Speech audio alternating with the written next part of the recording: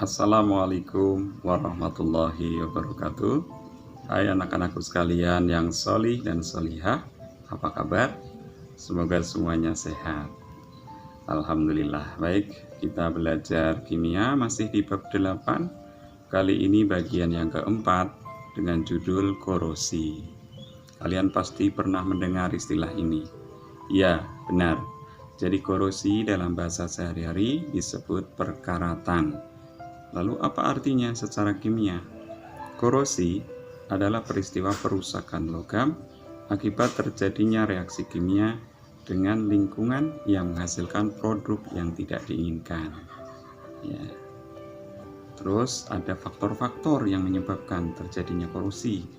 Yang pertama adalah kelembaban udara. Semakin lembab udaranya, biasanya semakin cepat terjadi korosi. Kemudian elektrolit, baik asam, basa maupun garam, termasuk zat terlarut pembentuk asam, yaitu karbon dioksida dan belerang oksida. Kemudian ada oksigen, ya. Oksigen juga menyebabkan korosi. Kemudian juga permukaan logam, ya. Permukaan logam itu sendiri, semakin kasar logam biasanya semakin mudah mengalami korosi, ya. Baik. Kemudian deret potensial reduksi logam tersebut juga sangat berpengaruh. Baik anak-anakku sekalian yang solih dan solihah, selanjutnya kita lihat besi. Ketika akan mengalami korosi, yang pertama kali dia akan dioksidasi oleh air, ya, atau oleh ion hidrogen. Nah, reaksinya seperti ini, ya. Logam besi kemudian menghasilkan ion besi dengan melepas 2 elektron min. Nah, kemudian 2 ion hidrogen akan membentuk 2 atom hidrogen, ya. Sedangkan atom-atom hidrogen tersebut akan bergabung menghasilkan gas hidrogen.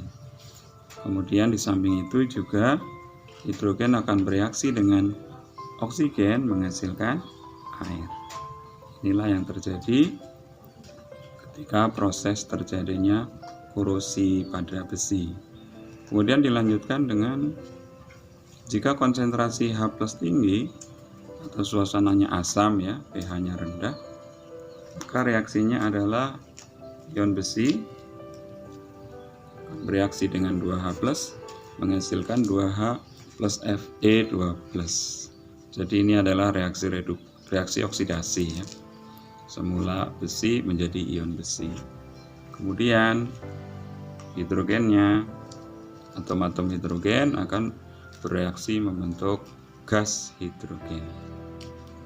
Lalu dilanjutkan prosesnya adalah ion besi itu juga akan menghasilkan H+, ya. Reaksinya seperti ini. Kemudian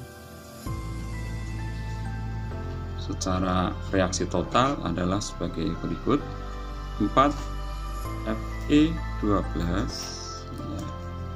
4 ion besi bereaksi dengan 3 molekul oksigen dan juga 2X-H2O.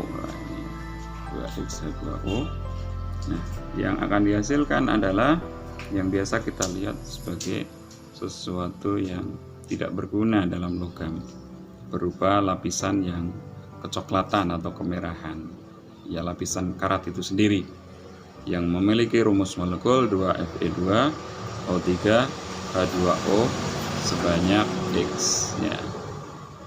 Semakin banyak partikel atau molekul karatnya, maka X-nya semakin besar, menunjukkan kandungan airnya yang banyak. Baik, selanjutnya anakku yang solih dan solihah, cara untuk menghambat korosi yang pertama adalah pemakaian logam alloy atau paduan logam, ya. Kemudian yang kedua, secara fisika bisa dengan pengecatan, kemudian pelapisan senyawa organik atau pelumas.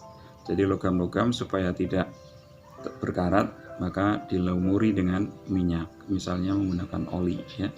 Kemudian pelapisan dengan gelas, pelapisan dengan logam, dan seterusnya. Bisa kalian baca sendiri. Kemudian cara penghambat yang ketiga adalah secara kimia, yaitu menaikkan kemurnian logam, mencegah kontak dua logam, memakai inhibitor. Inhibitor itu adalah penghambat reaksi, isolasi logam dari larutan, dan lain-lain. Baik, anak-anakku yang solih dan solihah, silakan dikerjakan tugasnya di buku catatan ya, kemudian nanti pada saatnya dikumpulkan. Mungkin itu yang bisa Pak Guru sampaikan. Semoga pelajaran kali ini ada manfaatnya untuk kita semua dan semua kita sehat-sehat saja. Demikian, wassalamualaikum warahmatullahi wabarakatuh.